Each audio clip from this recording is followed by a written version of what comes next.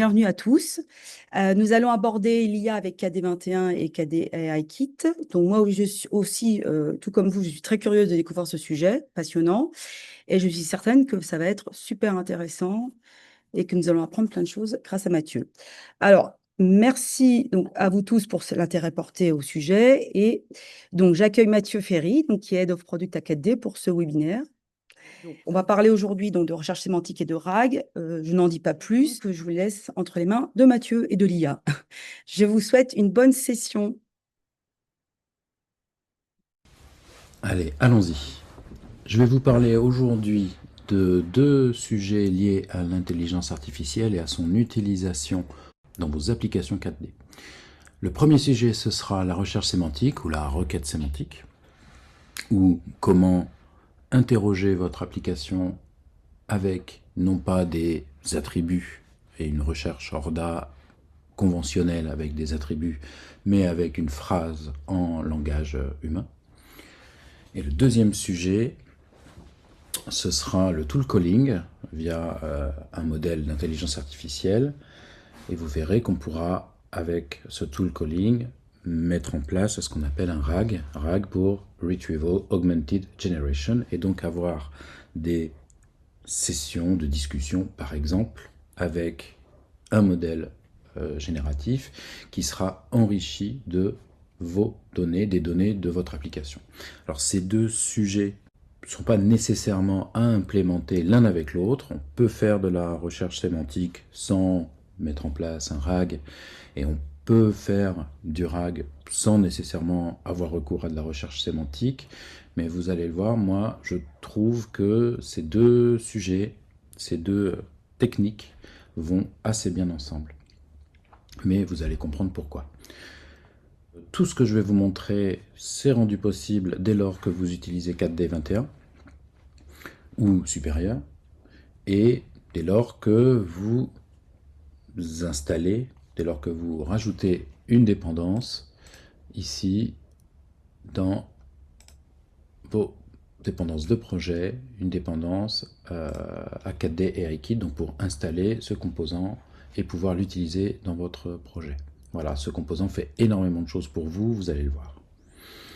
Alors, je vais commencer par la recherche sémantique.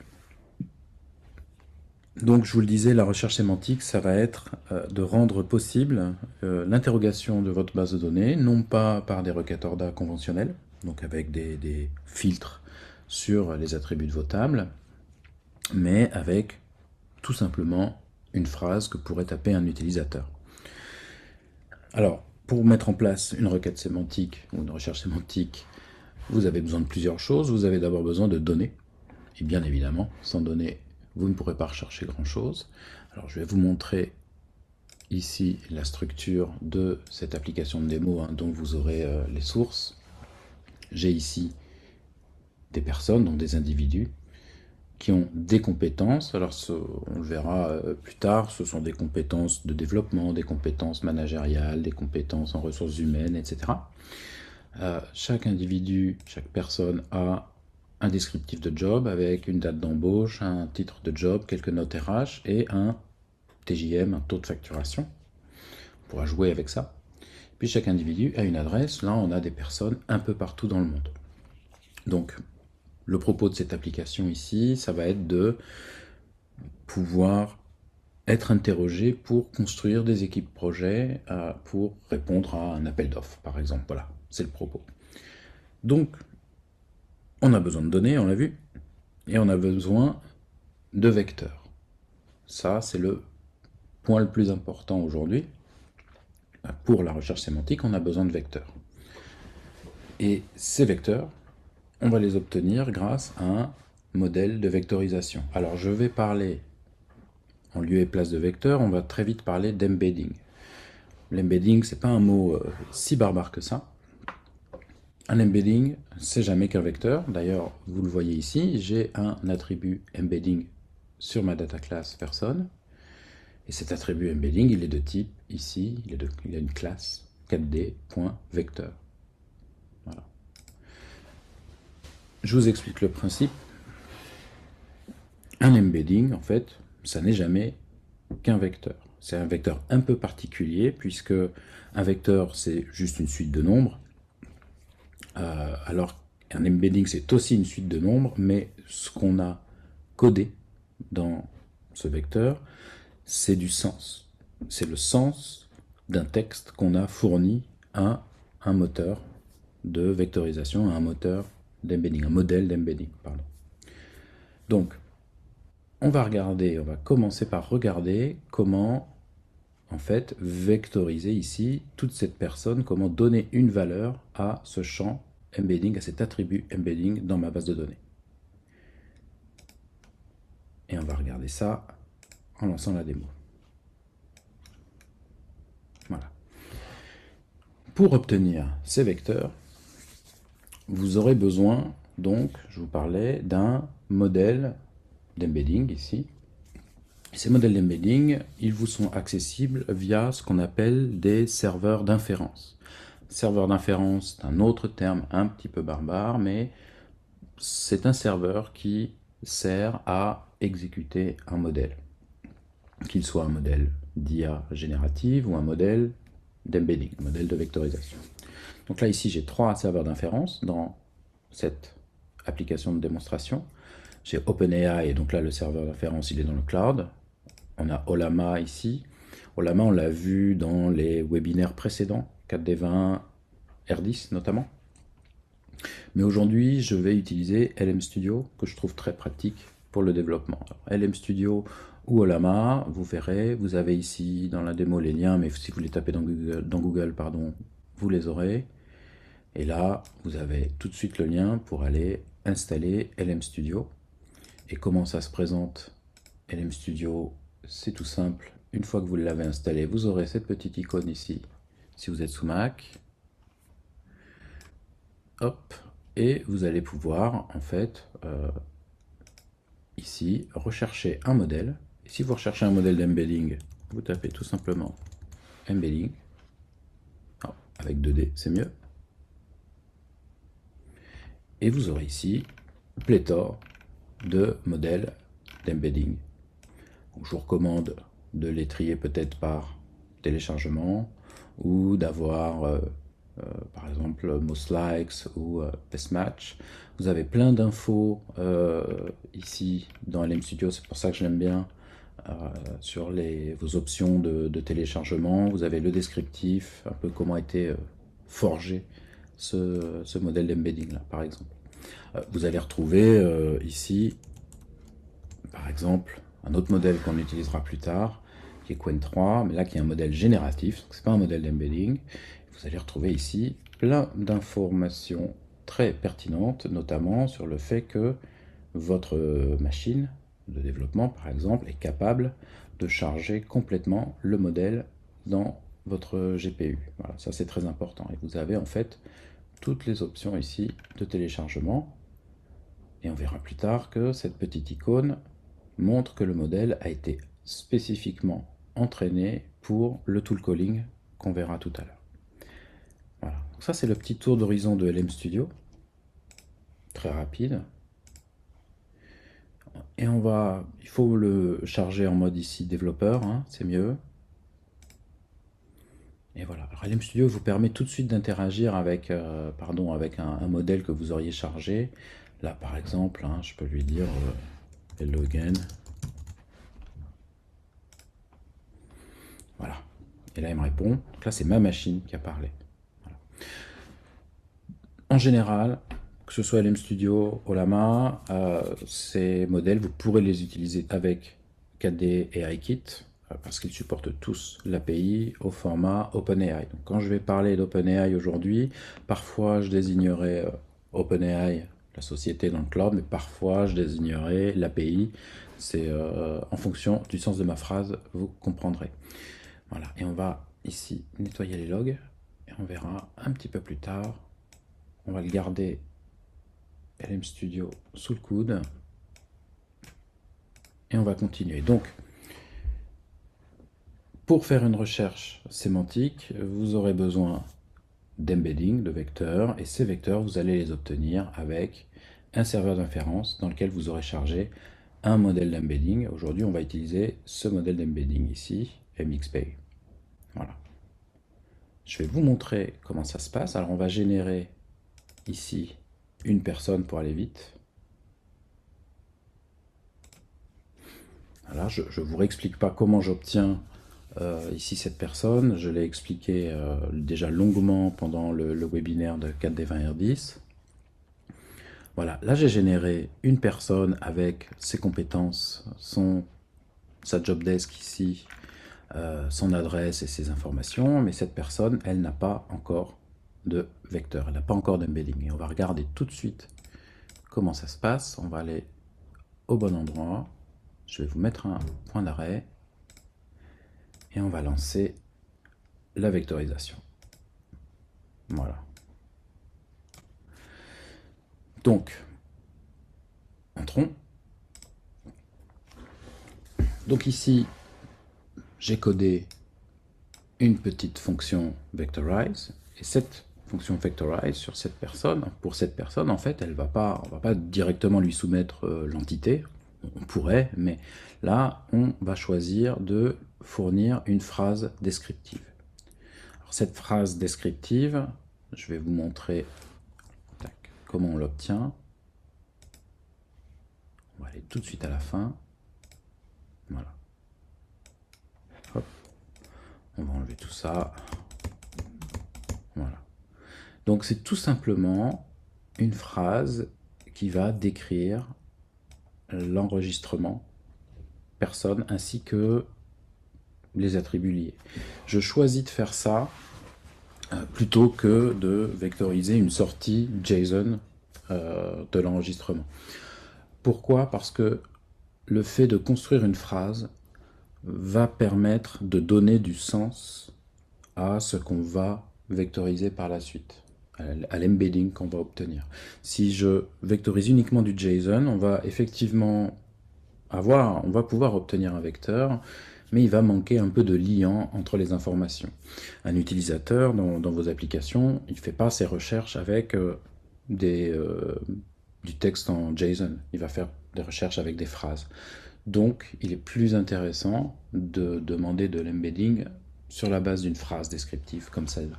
Donc là, on fait une phrase. Alors, je la fais en anglais, hein, je ne peux pas la faire en multilingue. Je pourrais avoir un vecteur en français également, si je voulais.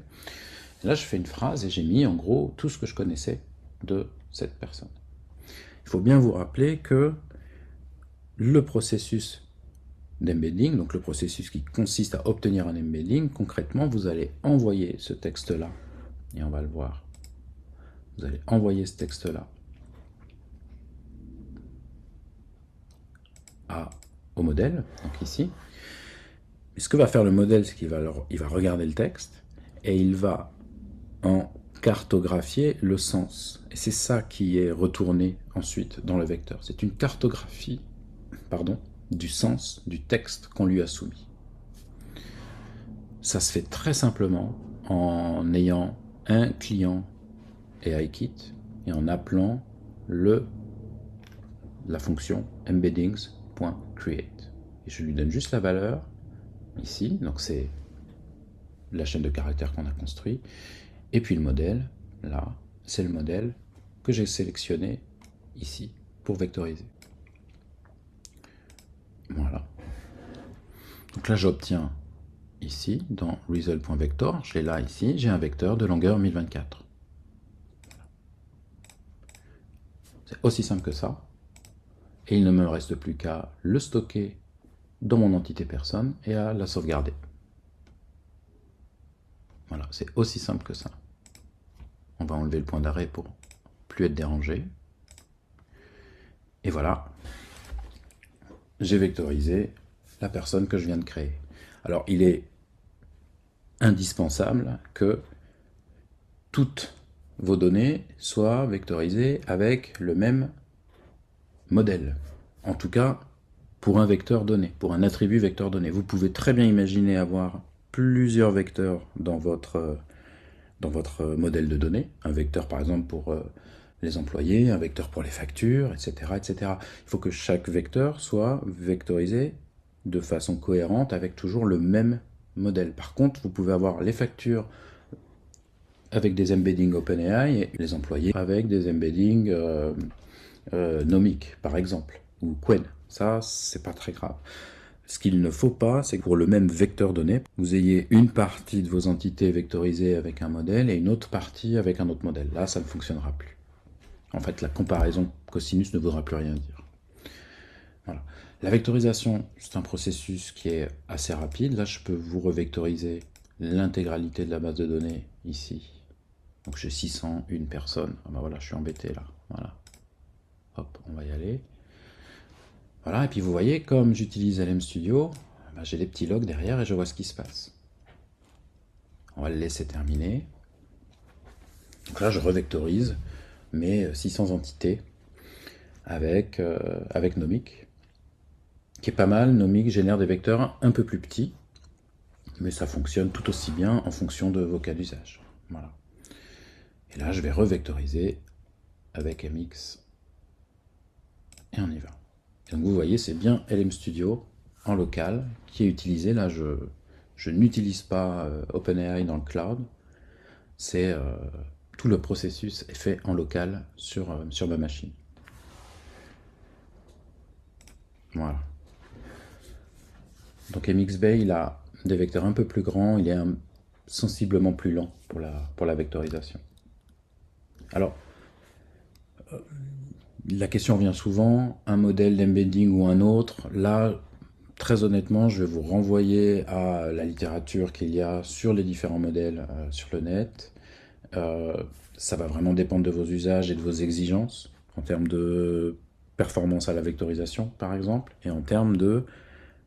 Ce qu'il faut que vous évaluiez, c'est si le modèle arrive à cartographier suffisamment de sens par rapport à ce que vous lui donnez à vectoriser. Ça va beaucoup dépendre des fonctionnalités que vous voulez avoir. Donc, je pense que le mieux, c'est de tester.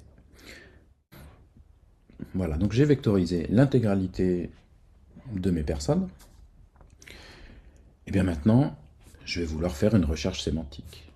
Et on va pour ça ouvrir cette méthode. Voilà.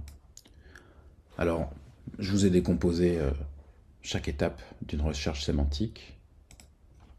Donc, pour faire une recherche sémantique, maintenant que j'ai des vecteurs, ce dont je vais avoir besoin, c'est d'un texte à rechercher, ici.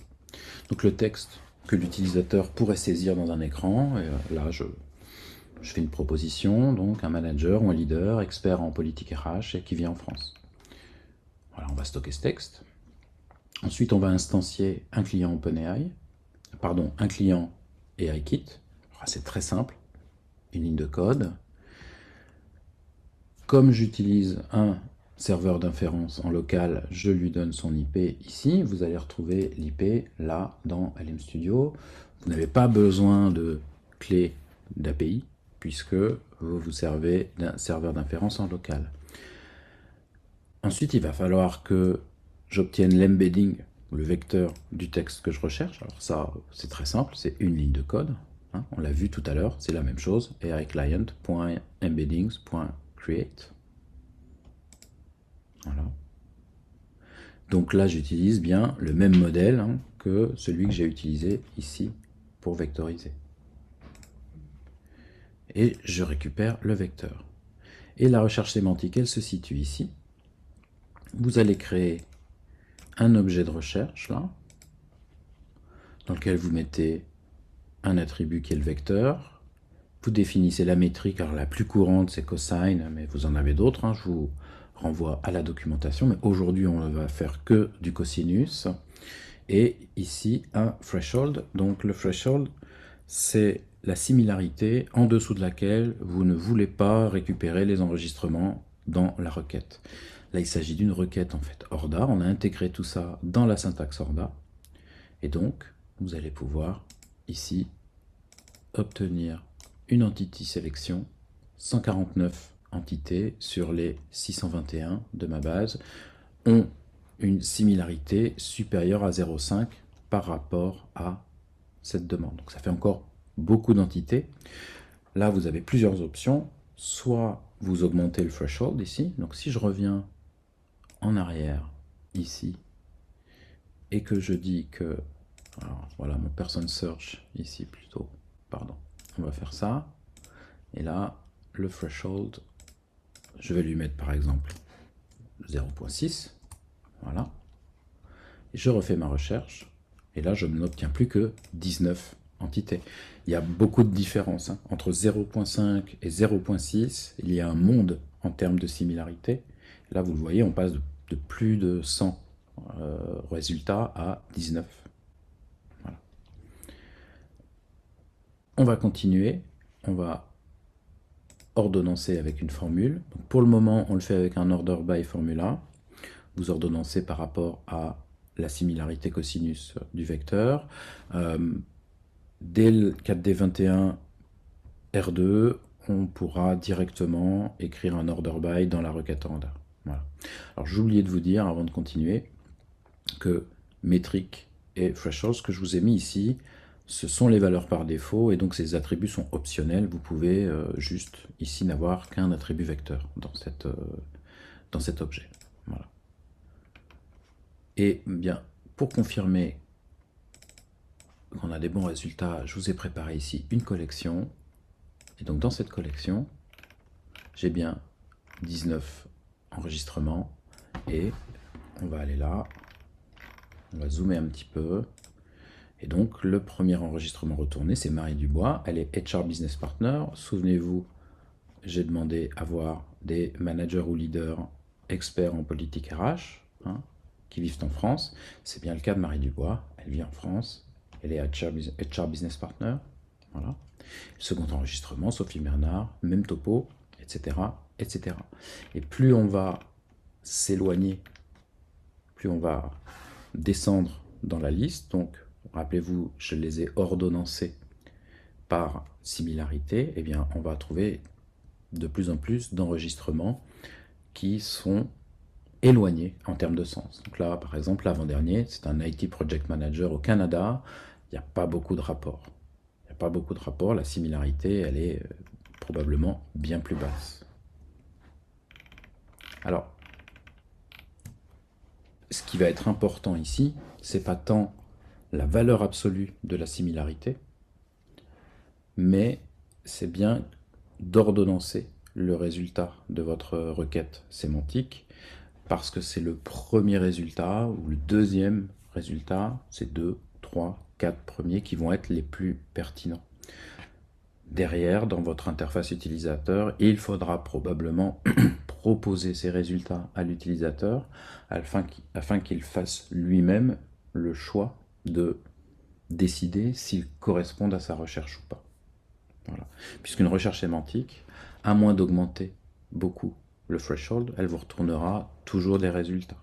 Ça, c'est à vous de voir quelle est la sensibilité que vous voudrez donner à cette recherche sémantique via, ici,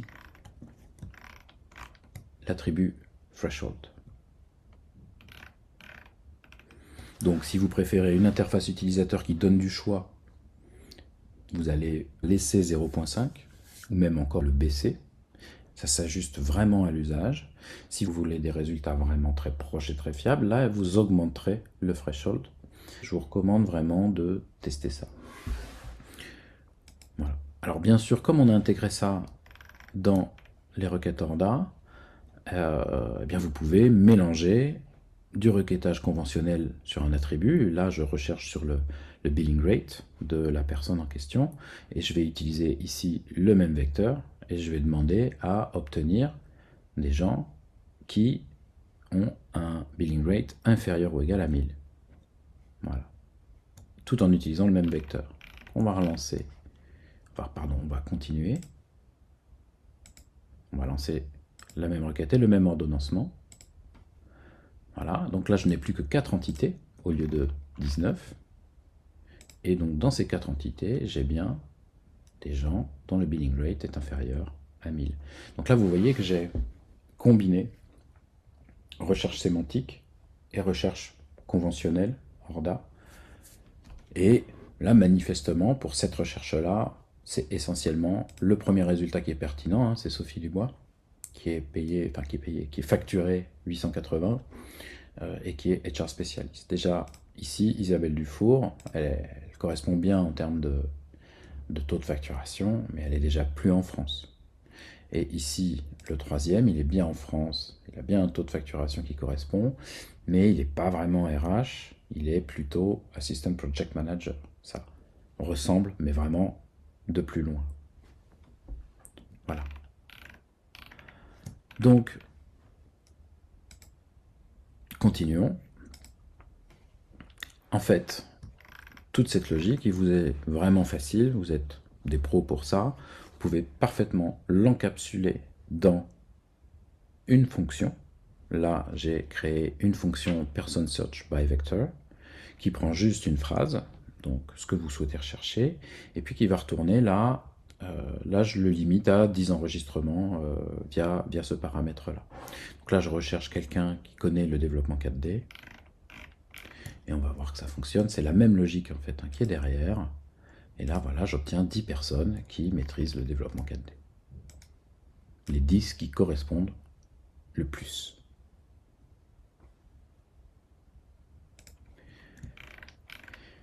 Alors voilà, vous savez faire maintenant une recherche sémantique. Et donc on va regarder comment ça se passe dans un écran. Donc là, j'ai fait un écran et je peux très bien ici chercher un 4D développeur, par exemple. Voilà. Je peux rechercher un 4D programmeur. Voilà. Les résultats ne seront pas forcément les mêmes puisque le modèle, à chaque fois que j'appuie sur ce bouton rechercher, on peut le voir derrière, mais on a LM Studio qui va vectoriser ici mon prompt. Donc je peux aussi lui demander en français, programmeur 4D. Voilà, et vous voyez ici, il y a eu vectorisation. Voilà. Le principe d'une recherche vectorielle, c'est que plus le texte est riche de sens, et j'entends bien riche de sens, c'est pas forcément important en taille, mais en tout cas riche de sens, mieux ça va fonctionner. Donc ça c'est important pour ce que vous vectorisez, c'est aussi important dans la partie recherche, ici, dans l'input de recherche, bon, bien sûr que vous maîtrisez moins. Mais si je mets juste React, par exemple, c'est pas forcément très pertinent, même si là ça fonctionne, hein, j'ai du React, mais c'est vrai que ça va être moins efficace que React Front-End Developer, ici. Là je vais être beaucoup plus précis. Voilà. Je vous ai dit donc que ça fonctionnait dans toutes les langues. Ce qu'il faut bien comprendre, j'ai utilisé le français, mais je peux utiliser aussi Desarrollador Internet, je sais pas. Voilà. Ça va fonctionner en espagnol. Le modèle d'embedding, il dépasse les langues. Alors en général, ils ont souvent été entraînés dans plusieurs langues. Ça, vous pouvez regarder leur documentation. La plupart sont multilingues. Et on peut les requêter ici sans problème. Voilà. Mais ce que j'ai vectorisé, c'est quand même vectorisé en anglais. J'ai choisi de vectoriser en anglais. Donc ça marchera mieux si ma recherche ici est faite en anglais. Si vos utilisateurs sont davantage francophones, ce sera, je pense, plus opportun de vectoriser un descriptif en français. Alors il y a des limites à cette recherche sémantique. La première limite, mais qui provient de son avantage, vous avez compris que c'est une recherche un peu floue. Mais comme c'est une recherche un peu floue, si vous avez des attentes précises dans votre requête, il faudra compléter. Par exemple, si je recherche le top 10 des gens les mieux payés de la société, il va me retourner des gens bien payés, mais ce ne seront pas forcément les gens du top 10. Voilà. Si vous voulez vraiment le top 10, là il faut faire une requête en DA. La deuxième limite, c'est que si je recherche React Developer, ici,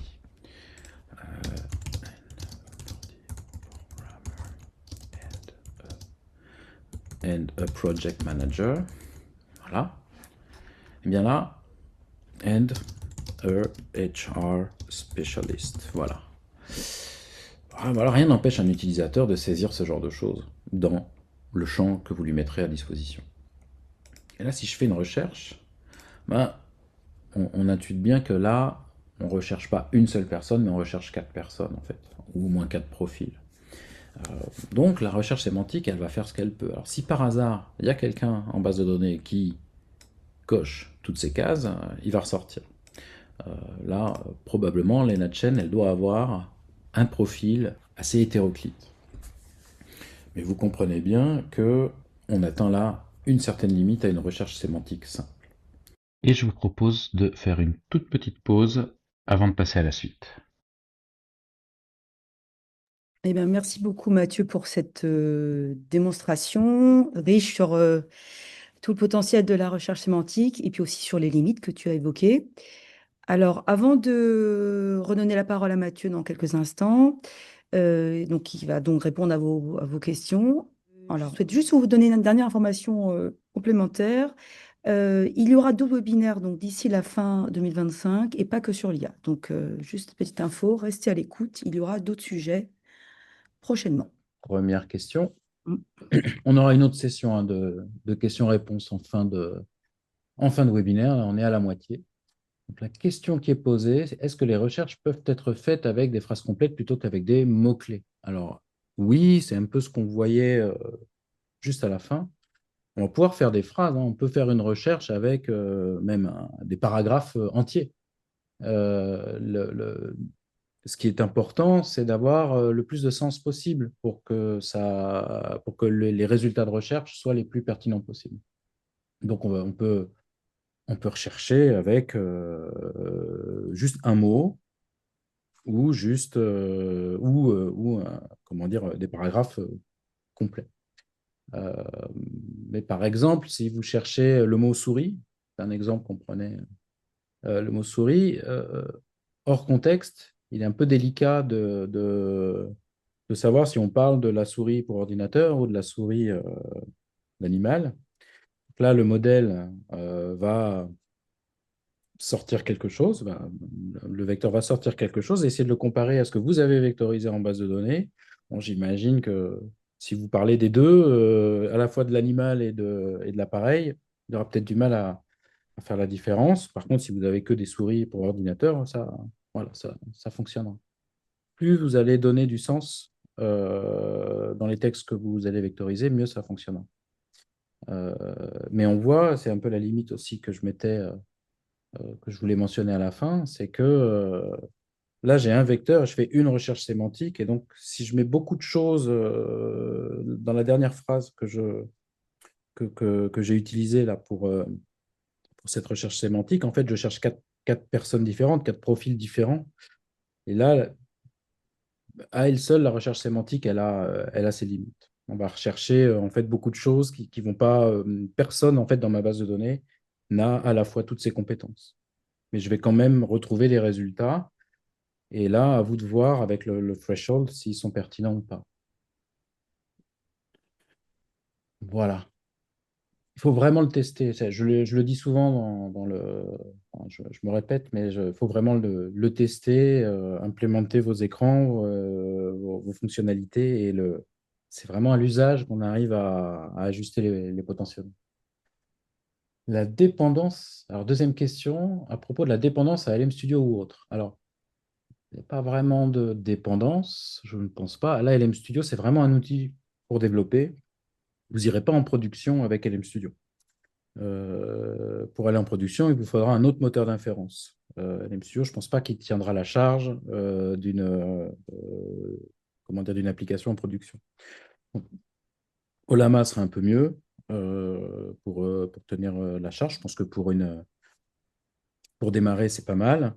Après, il faudra aller, je pense que ce sera le sujet d'un webinaire futur, sur d'autres solutions comme par exemple VLLM ou lama.cpp pour aller en prod. L'intérêt d'LM Studio, c'est qu'il vous permet d'utiliser beaucoup de modèles différents et du coup de chercher un peu de tâtonner et trouver ceux qui vous conviennent le plus. Et puis vous avez les logs, et puis vous pouvez interagir. C'est vraiment, c'est très ludique, LM Studio. J'aime beaucoup. À part les licences 4D21, quelles autres licences, y compris autres que 4D, sont nécessaires pour implémenter cette recherche sémantique? Eh bien, a priori, aucune. Là, comme ça, il n'y a rien qui me vient. Donc, vous avez juste besoin de vos licences 4D21. Si vous utilisez comme moteur d'inférence un fournisseur qui est dans le cloud, comme OpenAI ou d'autres, là, évidemment, vous aurez besoin d'une clé d'API chez eux. Mais ça veut dire aussi que vous leur faites confiance dans les données que vous leur confiez. Ça, c'est à vous de voir. Et, dans leur contrat, dans leurs termes, il y a des plans qui vous permettent, qui vous garantissent une certaine confidentialité dans ce que vous fournissez. Et si vous travaillez en local, les modèles, ils sont open source, les moteurs d'inférence aussi. Il n'y a pas de souci. Si on parle de coûts, euh, après, je ne sais pas comment sont taillés vos serveurs, mais en général, si vous travaillez avec un modèle en local, un moteur d'inférence en local, vous aurez besoin d'une machine dédiée. Je ne vous recommande pas de faire tourner ça sur la même machine que votre serveur 4D. Donc, vous aurez des coûts de hardware et des coûts de licence d'OS et compagnie à couvrir. C'est une très bonne suggestion. C'est vrai, on pourrait le faire. En fait, alors, ça n'a rien à voir avec le sujet d'aujourd'hui, donc je vais passer vite, mais c'est vrai qu'on pourrait. La facturation électronique, c'est quelque chose qu'on a implémenté il y a déjà pas mal de temps, et que là, elle devient obligatoire. Je vais faire en sorte qu'on vous fasse quelque chose là-dessus. Ouais. Est-il possible d'analyser des images, des PDF? Oui, c'est possible. Vous avez des modèles. Alors notamment chez OpenAI, pour ceux que je connais, qui sont capables de faire de l'analyse d'images ou de l'analyse de PDF sans aucun souci. Euh, Analyse d'image, c'est l'API Vision chez OpenAI, donc, qui vous permet, vous lui soumettez une image et bah, au choix, vous pouvez lui dire bah, retourne-moi une description de cette image ou retourne-moi des mots-clés pertinents de cette image, etc., etc. C'est très utile parce que du coup, vous pouvez obtenir un texte descriptif à partir d'une image et vectoriser ce texte pour ensuite faire de la recherche sémantique sur des images. On a un blog post sur ce sujet voilà, qui vous permet de faire ça. Vous ne vectorisez pas directement l'image, mais vous vectorisez une description de l'image obtenue avec un modèle. Et le PDF, oui, ça marche très bien avec le PDF. Voilà, on vous prépare quelques nouveautés aussi dans AIKit sur la partie pièces jointes que vous pourrez joindre aussi à vos conversations. Ça, j'en dis pas plus. La phase d'embedding semble très gourmande en ressources. Existe-t-il des ABAC pour faire un choix de machines dédiées et de modèles selon le besoin? C'est une très bonne question. Alors, est-ce que c'est gourmand en ressources?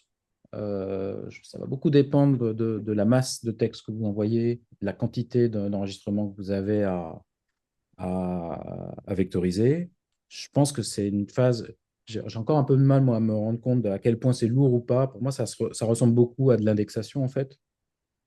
Donc, c'est un peu revectoriser toute une base de données. Ça ressemble un peu à recalculer tout un index, quoi. Donc, si c'est pour quelques enregistrements de temps en temps, en plus avec vous pouvez avoir une tâche de fond qui va regarder un stamp, par exemple, et puis ne revectoriser que ce qui est nécessaire. Mais c'est vrai qu'une phase initiale de vectorisation va être assez gourmande. Est-ce qu'il y a des ABAC? Je ne sais pas. Je ne sais pas. Après, l'embedding en tant que tel, très franchement, c'est pas ce qu'il y a de plus lourd. Une machine lambda est capable de faire de l'embedding en tâche de fond. C'est pas vraiment ce qu'il y a de plus lourd. C'est beaucoup moins lourd que la partie générative là, qu'on verra tout à l'heure. Voilà. On va passer à la suite. Je reprendrai, là je vois qu'il y a une question qui s'est accumulée, mais si on ne passe pas tout de suite à la suite, on va être très en retard. Je vous propose de passer tout de suite au reste de la présentation. Reprenons où on en était. On s'est quitté tout à l'heure sur une problématique de recherche sémantique complexe où une recherche simple, en fait, ne donne pas de résultats très pertinents. Et pour solutionner ce cas de figure, aujourd'hui, il n'y a pas mieux qu'un LLM. Il n'y a pas mieux qu'un LLM pour deviner que, en fait, ce n'est pas une recherche qu'il faut exécuter ici, mais bien 4 recherches différentes. Il n'y a pas mieux qu'un LLM et c'est là qu'intervient le tool calling, c'est là que je fais la jonction avec le second sujet d'aujourd'hui, donc le tool calling et le RAG, et je vais vous montrer tout de suite en fait le résultat qu'on peut obtenir. Je vais prendre cette phrase, je vais aller dans le dernier onglet ici, et je vais la coller. Voilà, donc c'est exactement la même phrase. Je vais utiliser OpenAI, donc dans le cloud, et on va regarder ici ce qui va se passer.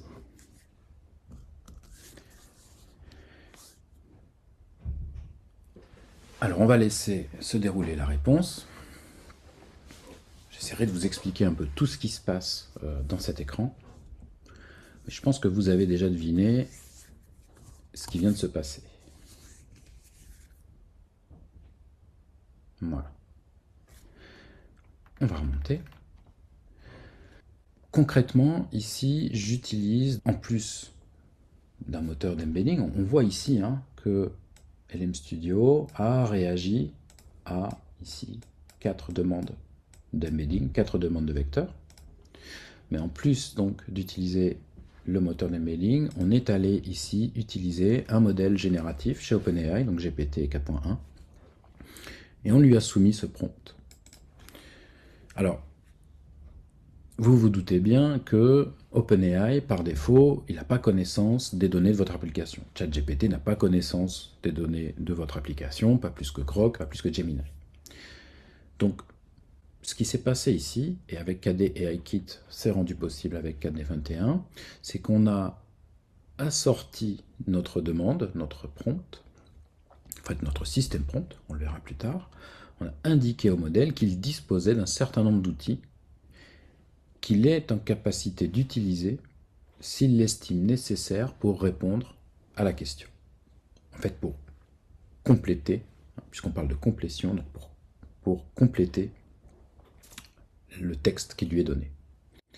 Et là, donc c'est ce qui s'est passé. Il a utilisé la fonction que je vous ai montrée tout à l'heure, donc recherche par vecteur, recherche de personnes par vecteur, et le LLM a de lui-même identifié que dans cette phrase, en fait, on recherchait 4 profils différents, un développeur React, un programmeur 4D, un project manager et un spécialiste RH. Et donc, il a sollicité mon application 4D pour obtenir des résultats relatifs à ces 4 demandes. Ce qu'il a obtenu, je vous montrerai comment. Et il a ensuite pu enrichir sa réponse de ces résultats. Voilà. En me proposant ce tableau. Et donc, vous verrez que Lena Chen, ici, elle est bien front-end développeur. Donc, Lena Chen, il me la propose comme React développeur. Elle a bien des compétences ici en React. Pour le programmeur 4D, c'est Lydia Avelar, ici. Et elle a bien des compétences ici en 4D. Et elle est d'ailleurs 4D senior programmeur. Le project manager, j'obtiens Adèle Mendoza. Elle est senior project manager. Et pour le spécialiste RH, Julia Miller, en Allemagne. Elle est bien spécialiste RH, ça correspond. C'est ce qu'on appelle du RAG, Retrieval Augmented Generation, de la génération augmentée par de la récupération de données, donc de vos données spécifiques. Alors, là en particulier c'est du cloud, on verra tout à l'heure comment faire cela en local. Comment ça se passe? Je vais vous montrer un petit peu la plomberie.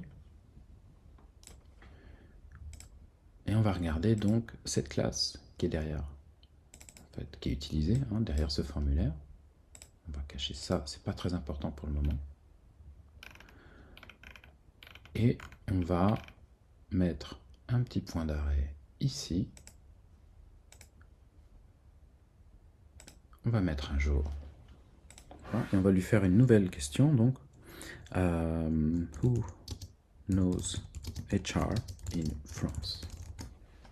Knows. Pardon, je suis une petite faute, même si je pense qu'il se débrouillerait. Voilà. Directement, on arrive ici. On démarre de rien, puisque le bot AI n'a rien, puisqu'il est nul. Donc, on va tout de suite l'initialiser ici dans cette fonction. Là, vous avez maintenant sous les yeux le cœur du réacteur. Je vais zoomer. Alors, beaucoup tient dans le prompt. Pour ceux d'entre vous qui manipulent déjà les IA, vous savez que le système prompt est très important. Là, j'indique ici au modèle qu'il doit se comporter en assistant serviable et que je vais lui poser des questions à propos des personnes stockées dans mon application. Voilà, je le prépare à recevoir ce genre de questions. Cette application stocke des données à propos des employés de la société. Je lui explique déjà quel genre de données sont stockées pour lui donner du contexte.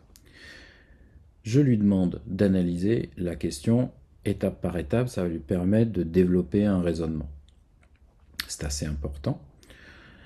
Et je lui indique ici qu'il va avoir des outils à sa disposition pour répondre. Et donc, je lui demande de les utiliser chaque fois que nécessaire. Voilà, on a passé les étapes les plus importantes à ce niveau-là, quasiment, à part la partie tooling qu'on verra juste après.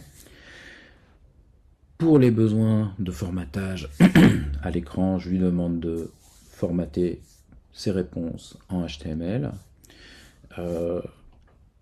Et je lui demande de ne pas hésiter ici à utiliser des tableaux. Je ne sais plus où est-ce que je l'ai mis, voilà. J'ai même fait une petite faute ici que je pourrais corriger, mais je lui demande de ne pas hésiter à utiliser des tables synthétiques pour illustrer ses réponses. Voilà. Après, je lui fais les politesses d'usage. Je lui indique qu'il va falloir qu'il utilise du JSON, qu'il faut qu'il respecte les arguments obligatoires, etc., etc., etc. Je lui demande à la fin, on verra, d'introduire dans le HTML une section en commentaire dans laquelle il va lister les ID des personnes qu'il cite. Ça me permet de les capter à la fin du processus pour pouvoir les afficher ensuite dans la listbox à droite que vous avez vue. Voilà. C'est l'essentiel.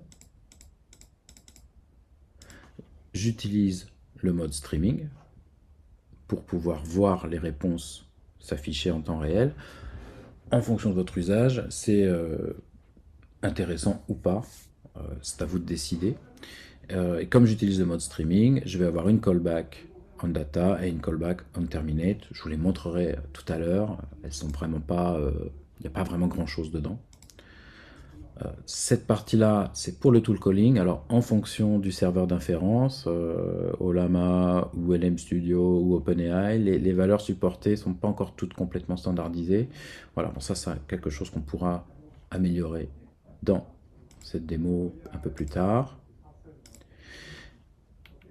Et là, je peux instancier mon client de chat. Alors, j'utilise le chat helper de 4D et iKit. C'est vraiment une classe qui est très intéressante puisqu'elle va stocker pour vous toutes les complétions, aller et retour que vous aurez lors de la conversation entre guillemets avec le modèle. Voilà. Si vous utilisez juste les complétions, il faut faire ce travail à la main. Moi, je vous recommande d'utiliser le chat helper de 4D et iKit. Voilà. Donc là, on va créer ici le bot de cette façon. Voilà, en lui donnant donc les options et le système prompt. Vous voyez le bot ici. Et la dernière étape, ça va être de charger les outils. Donc on va rentrer ça.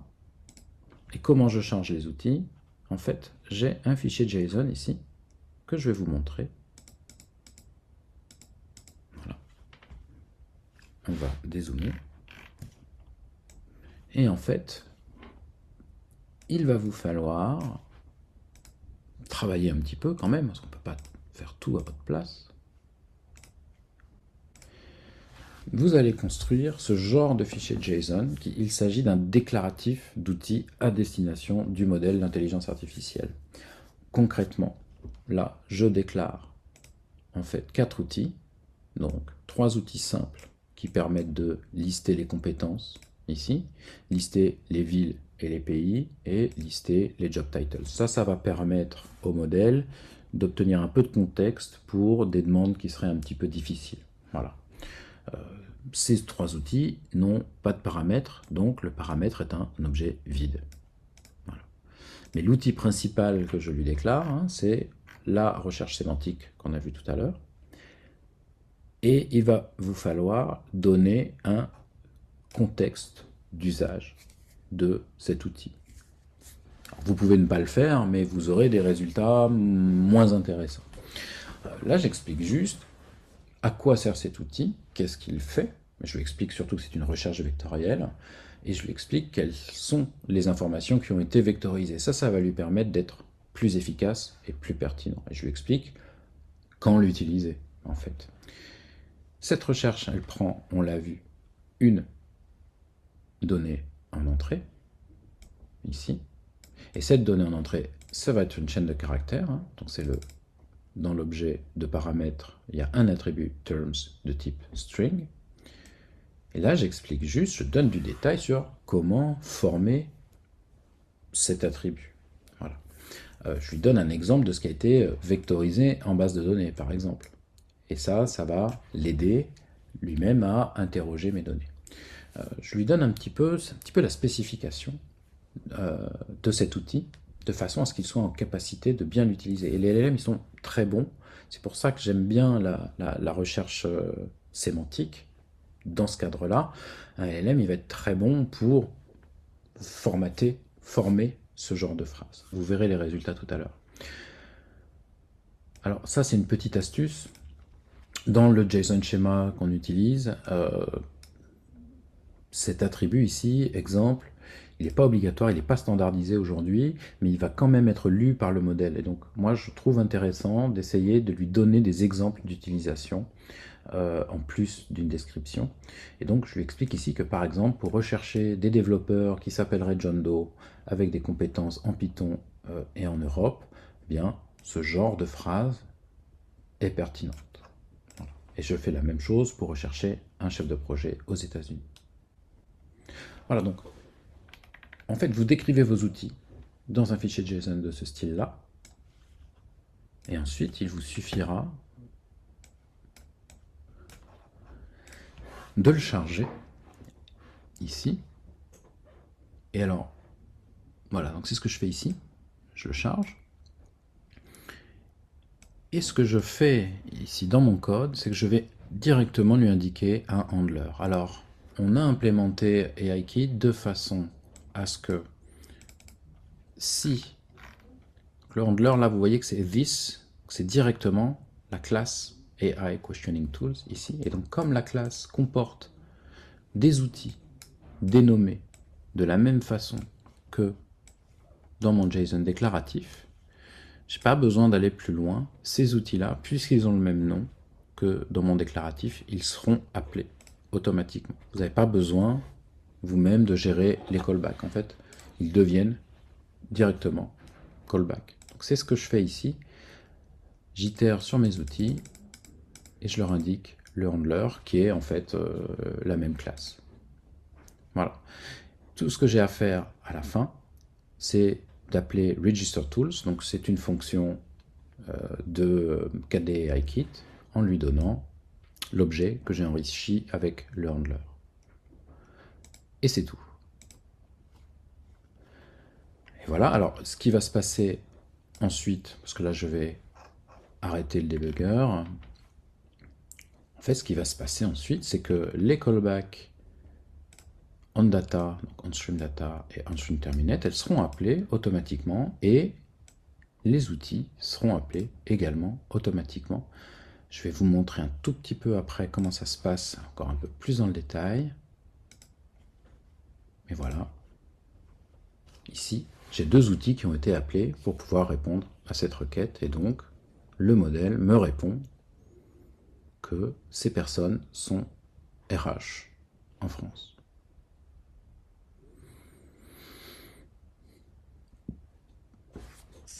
Voilà. Et je les obtiens ici. Tout le monde est RH. Je vais remettre un breakpoint ici. Et je vais vous montrer comment ça se passe en lui donnant juste un petit hello. Voilà. Et on va en fait aller regarder dans le AI Bot. Et vous voyez ce que fait en fait KDE AIKit pour vous, c'est que tous les messages ici sont stockés pour vous et sont gérés pour vous. Et on va en fait retrouver ici toute l'interaction. C'est-à-dire la première question que j'ai posée, Who knows HR in France? Ici, l'assistant répond avec une demande d'exécution d'un outil, ici, et probablement même plusieurs en fait, oui, on va en retrouver un autre un peu plus loin. Donc là, c'est la demande d'exécution des deux outils. Et là, j'ai les deux réponses qui ont été envoyées par AIKit avec un rôle ici, tool. Attendez, je vais zoomer un peu pour que vous voyez bien. Le rôle est important, donc le user, c'est moi, c'est celui qui prompte. L'assistant, c'est le modèle qui répond. Et là, il me demande ici d'appeler un certain outil, hein, dont il donne le nom ici. Voilà. Et comme il y a un petit ID, là, AIKit répond tout seul. Et là, le rôle, c'est tool, cette fois-ci. Donc ça, c'est le modèle qui interprétera. Voilà. Et à la fin, j'ai la réponse finale en HTML. Donc voilà, utilisez le chat helper de AIKit parce que toute cette gestion-là est faite pour vous. Si vous implémentez vous-même les échanges en API OpenAI, ça peut être réellement fastidieux. Voilà. On va arrêter ça et on va arrêter ça. Voilà. Alors, on s'approche de la fin. Je pense que vous voyez déjà bien l'intérêt. Ce qui est vraiment très puissant, ici on va recharger l'écran. Ce qui est vraiment très puissant, c'est que vous pouvez aller en fait bien plus loin qu'une simple interrogation et recherche sémantique. On a déjà vu tout à l'heure que le modèle pouvait déduire à partir d'une phrase qu'il y avait 4 recherches à faire, mais on va lui demander quelque chose de plus compliqué et de plus riche. Voilà. Et là, imaginons, hein, je suis au volant de ma voiture et je vais dicter ce prompt à mon application 4D. Voilà, j'ai besoin de répondre à un appel d'offres rapidement. Mon client a un projet à venir en finance, IT. Donc on va rechercher des compétences ici IT. Le projet est situé en Italie. La stack technologique, c'est 4D. On doit construire une application mobile, une application web qui, toutes les deux, communiquent avec une application 4D.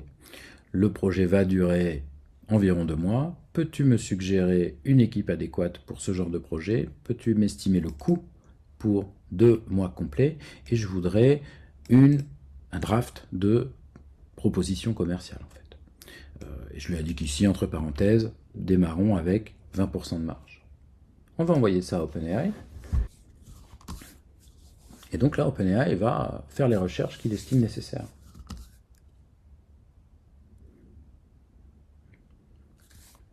Pour obtenir ce résultat.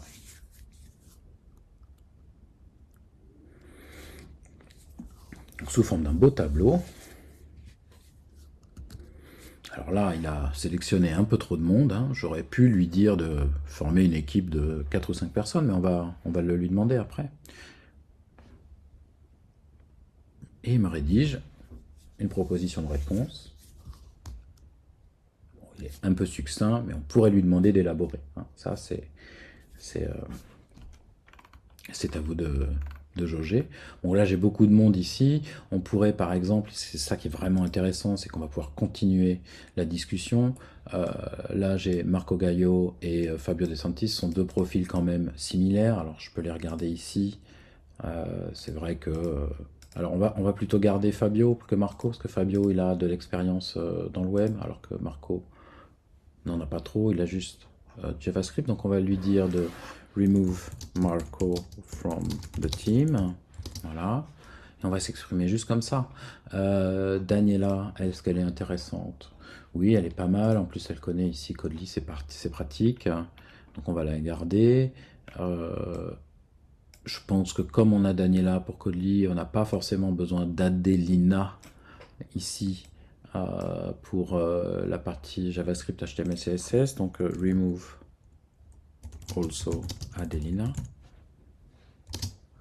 Voilà. Là ici, on va le garder. Cette personne, Giovanni, ici, a un profil assez intéressant, à la fois 4D, Codely, Node.js, c'est pas mal. Et on va pas lui dire directement d'enlever Julia, mais on va dire and we do not need DevOps. Voilà. Voilà. Et Isabella Moretti, on peut l'enlever. Remove also Isabella. Voilà. Donc là, je lui demande d'enlever en fait 4 personnes. J'en avais donc 7. C'est ça 1, 2, 3, 4. Alors, avec un peu de chance, on va obtenir donc 3 personnes. Allons-y.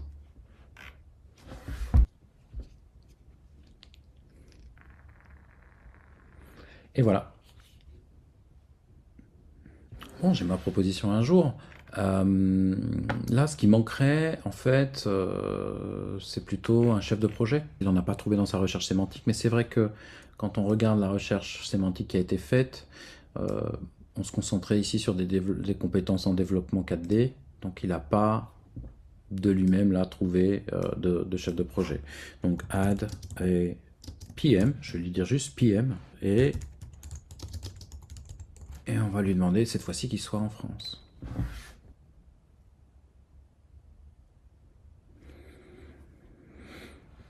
Donc là, il va relancer une recherche sémantique et il comprend de lui-même qu'il doit mettre à jour les tableaux qu'il me présente. Et voilà, maintenant, j'ai Charlotte Dubois. Alors surtout, vous ne faites pas attention aux taux de facturation qui sont là, ils sont complètement fictifs. C'est une base de données entièrement générée par de l'intelligence artificielle. Voilà, donc c'est vraiment ce genre de choses qui est très très intéressant, hein. Vous voyez qu'en plus, euh, si on reconstruit un peu, donc à ma première question, il y a eu 2 usages d'outils, mais dans la dernière, ici, enfin, dans la seconde, ici, il n'y a pas eu d'usage d'outils. Il a tout de suite réinterprété, il s'est servi de son contexte, hein, que je vous ai montré tout à l'heure, pour réagir. Et là, par contre, je lui demande des nouvelles informations, cette fois-ci, donc il va rechercher une nouvelle fois des données. C'est à vous de décider quelles données vous acceptez de partager avec le modèle. Vous avez le contrôle total là-dessus. C'est ça aussi qui est intéressant. Vous pouvez parfaitement utiliser un serveur d'inférence dans le cloud comme OpenAI pour certaines fonctionnalités et un autre en local pour d'autres fonctionnalités qui seraient plus sensibles. Il n'y a aucun problème là-dessus. Je peux très bien aussi lui demander des choses en français. Liste-moi les experts RH vivant à Berlin. Je ne sais pas s'il y en a, hein, aucune idée. Pas très pertinent cette fois-ci. Bah, en fait, c'est pas très pertinent, mais il le dit lui-même. Aucun profil avec un intitulé de poste RH n'a été trouvé à Berlin. Là, il faudrait que peut-être je travaille un peu plus le prompt pour vraiment lui dire d'éviter de me présenter des résultats ou de me nommer des gens s'ils ne correspondent pas à la recherche. Ça, c'est dans le système prompt ou dans le descriptif de l'outil que vous allez rajouter ce genre de choses. Voilà. Ce que je vais vous montrer maintenant, c'est l'usage de la même chose, mais cette fois-ci dans LM Studio. Alors on va utiliser un modèle que j'ai un peu pratiqué, qui est Qwen 3. J'en ai plusieurs, hein. Je l'ai en version 4B, en version 4B Thinking, 14B, 8B. Donc ce chiffre-là, c'est la quantité de paramètres. Alors plus il y en a, mieux c'est. Plus il y en a, plus la qualité de la réponse sera bonne. Pour les besoins de la démonstration, là je suis sur ma machine, on va utiliser le modèle 4B. Parce que plus le modèle a de paramètres, plus il est lourd à exécuter. Ça, vous verrez dans LM Studio ce que vous pouvez charger sur votre machine ou pas. LM Studio le décrit assez bien. Et là, on va pouvoir en fait lui poser. Alors, quelle question on va lui poser? Tell me if we have 40 experienced people in UK. Non. Alors, on va charger ici LM Studio. On va nettoyer les logs et on va le voir travailler.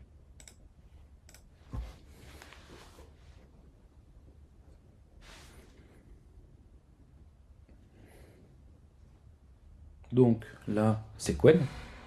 Et Qwen me demande d'exécuter un outil donc pour lister les villes. Donc là, il va vouloir exécuter des recherches, je pense, dans chacune des villes de UK. Alors là, voilà, c'est aussi ce que je voulais vous montrer. Vous voyez que là, le modèle est en train de tourner en boucle. Il est en train de solliciter à l'infini le même outil. Alors qu'est-ce qui se passe ici? Ça marche pas, on m'avait promis, etc., etc. On va arrêter. En fait, ce qu'il vient de se passer, c'est un problème que vous aurez, que vous rencontrerez quand vous utiliserez des modèles locaux, des serveurs d'inférence en local. En fait, le modèle a tout simplement perdu la mémoire. En listant ici les villes, on lui a retourné en fait une assez grande quantité de données et ça a rempli ce qu'on appelle sa fenêtre contextuelle. Et comme sa fenêtre contextuelle est remplie, eh bien, il n'a plus rien en mémoire, et donc il recommence au début, et il n'a guère que cette question-là sur laquelle il va itérer à l'infini.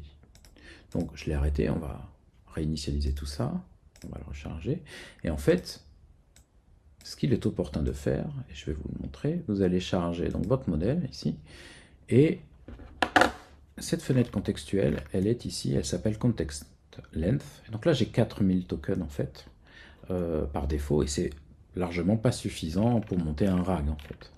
Donc on va tout simplement ici, alors il peut monter jusqu'à 262 000. Alors clairement, hein, plus vous allez augmenter cette valeur, plus le modèle va être lent à vous répondre. Et donc c'est là qu'il faut commencer à avoir pas mal de puissance. En fonction des usages que vous avez d'un modèle d'intelligence artificielle, d'un modèle génératif, vous allez ajuster cette fenêtre à vos besoins.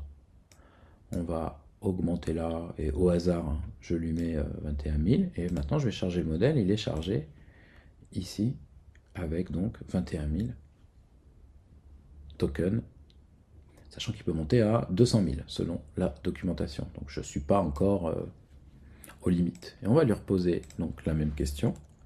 Tell me if we have...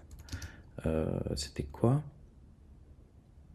Ouais, on va... For the skills in UK. Et donc, on va le solliciter à nouveau.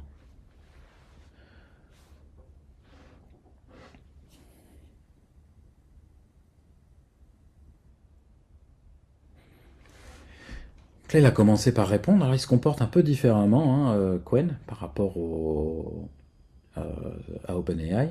Ce Qwen-là, il va avoir tendance à réfléchir un peu plus. Alors, c'est pas vraiment ce qu'on appelle un mode thinking, là, mais il va détailler. En fait, je lui ai demandé de raisonner étape par étape.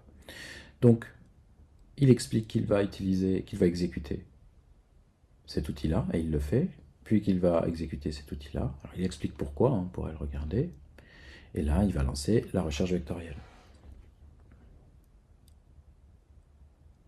Donc là, ici, tout se passe en local, hein, et vous voyez dans les logs que la conversation, petit à petit, s'enrichit de messages. Et là, on alterne hein, entre les sollicitations du modèle d'embedding et celles du modèle génératif. Voilà, c'est évidemment un peu plus lent qu'OpenAI. Et là, ce modèle-là, j'ai un peu de mal à lui faire sortir des données en HTML. Elles ne sont pas très bien formatées. Ça, clairement, c'est dû à la quantité de paramètres, mais vous voyez qu'il a répondu. Là, il est en train de lister les personnes qu'il a identifiées. Voilà, et on va retrouver ici des personnes avec des compétences 4D, donc ça fonctionne. Il est temps maintenant de conclure. On a beaucoup parlé d'intelligence artificielle aujourd'hui avec 4D21 et 4D AIKit. On a d'abord vu comment mettre en œuvre une recherche sémantique grâce à des vecteurs, en fait à des embeddings, qu'on obtient grâce à des modèles d'embeddings. On a vu ensuite comment mettre en place un RAG pour Retrieval Augmented Generation avec le tool calling, et donc comment mettre en place une interface utilisateur dite conversationnelle dont les réponses, dont les réponses du modèle seront enrichies par les données de votre application, les données que vous accepterez bien de partager avec le modèle. Et quand on parle de partage, on a bien vu que tout ceci peut fonctionner soit dans du cloud, soit en local.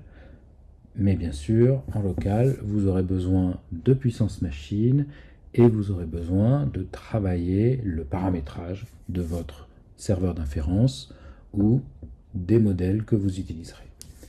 Alors bien sûr, l'intelligence artificielle dans 4D21 et 4D AI-Kit, ça ne s'arrête pas là. On aura l'occasion de se revoir pour un futur webinaire et on discutera d'autres thématiques, probablement très différentes. Et je voulais terminer par quelques perspectives, je pense, pour vos applications 4D et pour vos utilisateurs finaux.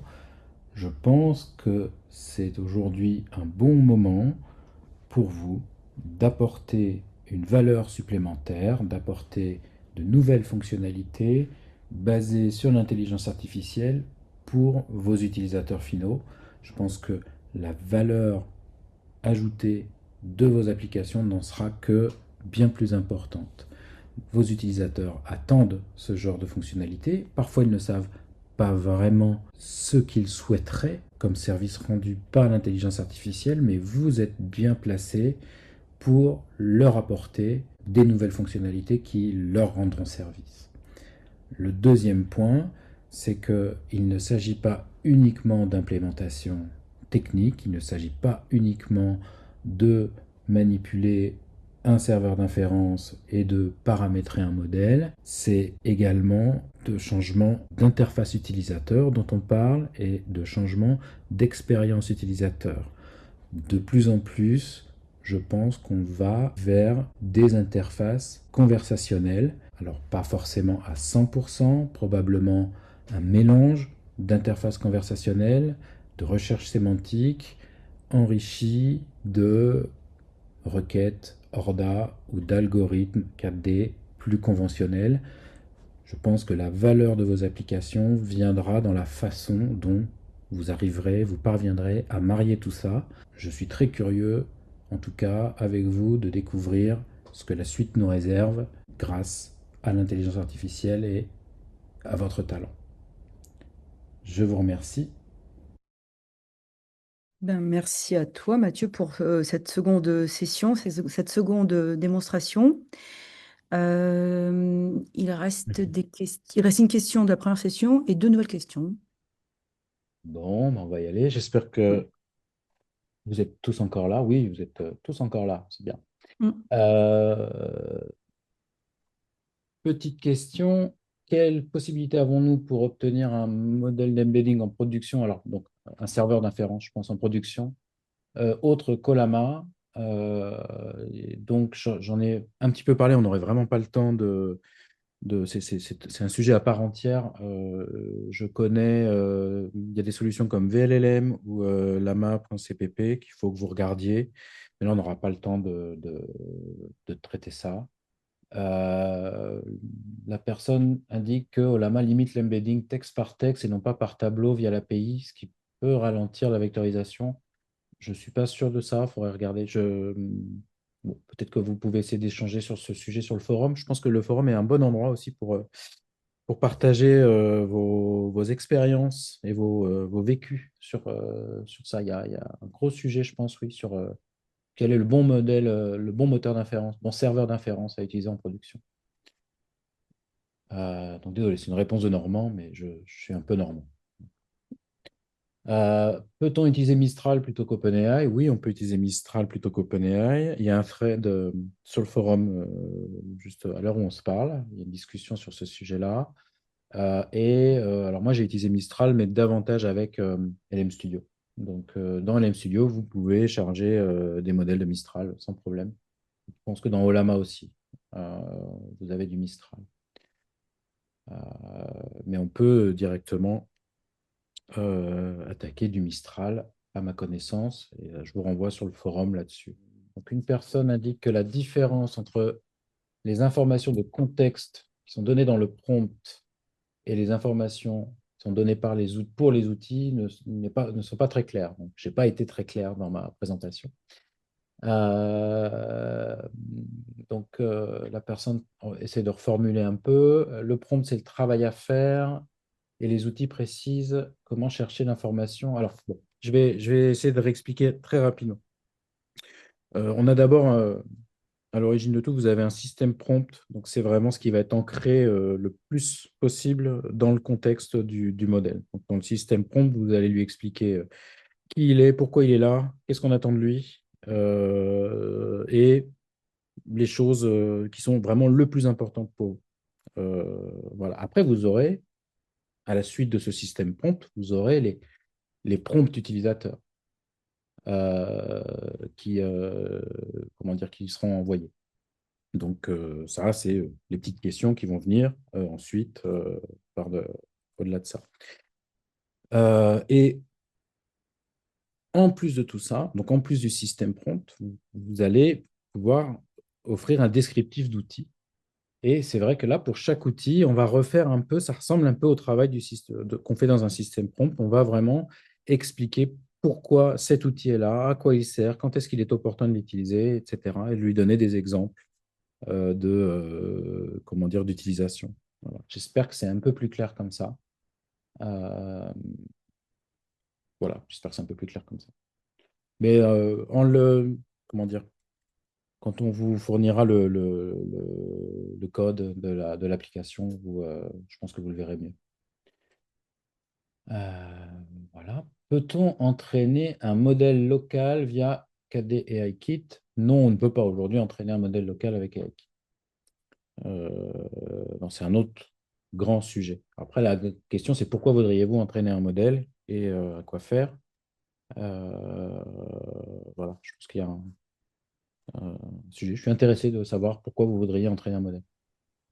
Sachant qu'entraîner un modèle, c'est, je pense, très consommateur de votre temps et de puissance machine, mais peut-être que c'est pertinent, je ne sais pas. En tout cas, AIKit aujourd'hui ne permet pas d'entraîner.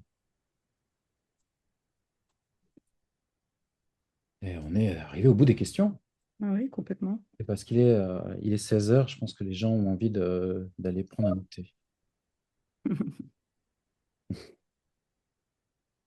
Bon, s'il n'y a pas d'autres questions à clôturer, Oui, on peut clôturer. Je ne sais pas si tu veux conclure. Bon, euh, vas-y, je vais juste rajouter simplement que les discussions peuvent se poursuivre sur Discuss, en fait.